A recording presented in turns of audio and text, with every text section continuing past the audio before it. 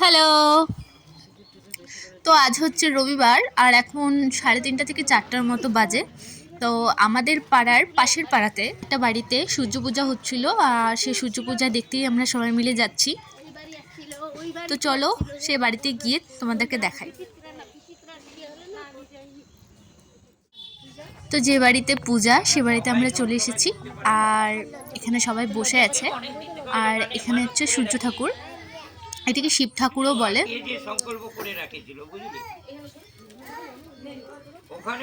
আর এখানে পুরোহিত মশাই যজ্ঞ করবে বলে রেডি করছে সব। আর পাড়াতে মানে এটাকে পাড়া পুজোও বলা হয় বা গ্রাম পূজাও বলা হয়, তাই গ্রামে বেরিয়েছে।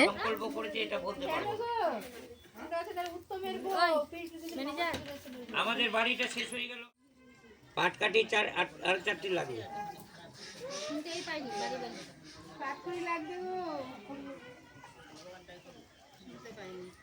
শুনতে পাইনি না।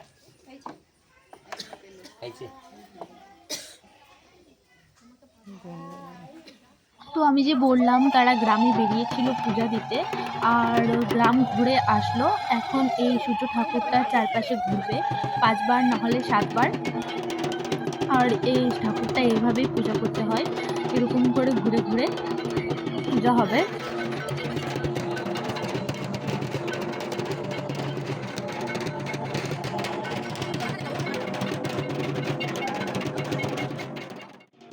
তো এই যে দেখতে পাচ্ছ সূর্য, এই সূর্য ডোবার আগে এই সূর্য পূজাটা করতে হয়।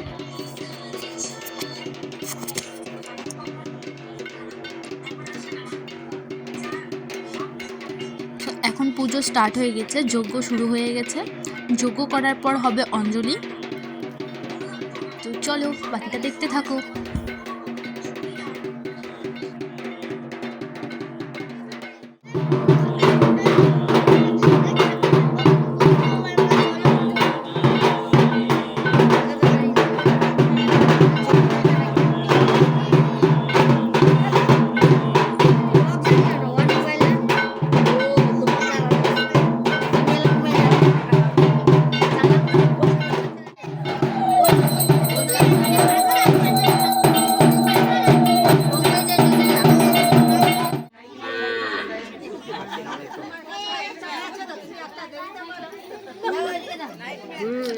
ছবিও তুলতে হবে।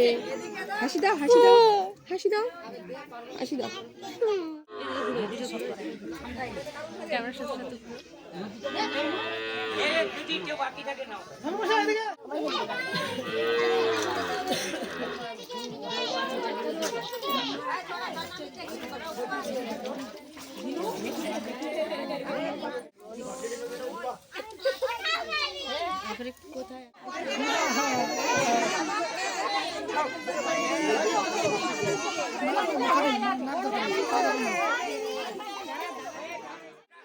তো পূজা এখন শেষের পথে।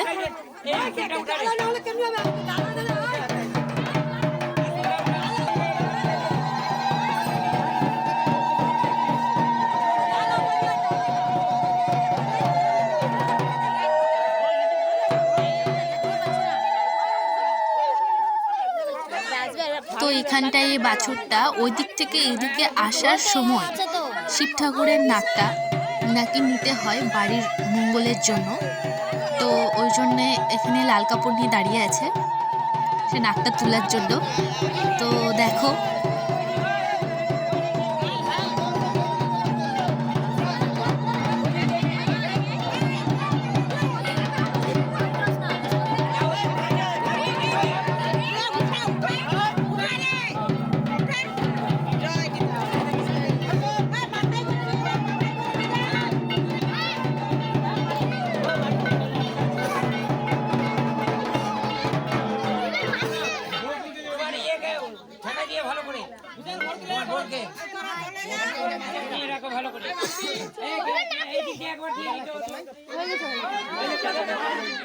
শেষ, এখন আমরা যাচ্ছি বাড়িতে। এই যে মা। তো আমার সামনে একটা কুল গাছ ছিল আর ওই কুল গাছগুলোতে বিশাল কুল ধরেছিল। কুল গাছটা বিশাল বড় ছিল আর সবগুলো কুল কাঁচা ছিল। তো গাছটা হচ্ছে এই যে যেটা আমার মাথার উপরে দেখতে পাচ্ছ। তো এই গাছটা ভীষণ বড়, আর কুলগুলো অনেক কুল ধরেছেও, কিন্তু সব কুল কাঁচা কাঁচা। তো আমি আমার ভিডিওটা এখান থেকে শেষ করলাম। দেখা হবে আবার পরের ভিডিওতে।